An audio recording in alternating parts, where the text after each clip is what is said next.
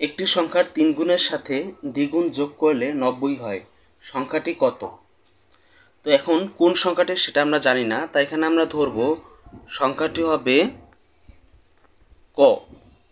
তাহলে একটি সংখ্যার 3 গুণের সাথে, তো একটি সংখ্যা হচ্ছে ক, 3 গুণ হলে হবে 3 ক, দ্বিগুণ যোগ করলে তাহলে হবে 2 ক, যোগ করলে 90 হয়, তার মানে এই দুইটি যোগফল 90 হয়। তাহলে সুতরাং সমান আমরা 90 লিখতে পারি।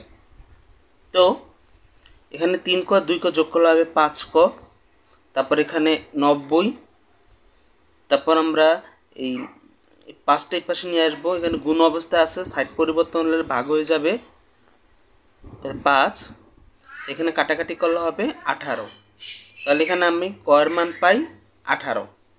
তো এখানে আমরা লিখেছিলাম সংখ্যাটি হচ্ছে ক, আর এখানে আমরা ক এর মান পেলাম হচ্ছে 18, তাহলে সেই সংখ্যাটি হচ্ছে 18। তো এখানে 18ই হচ্ছে উত্তর।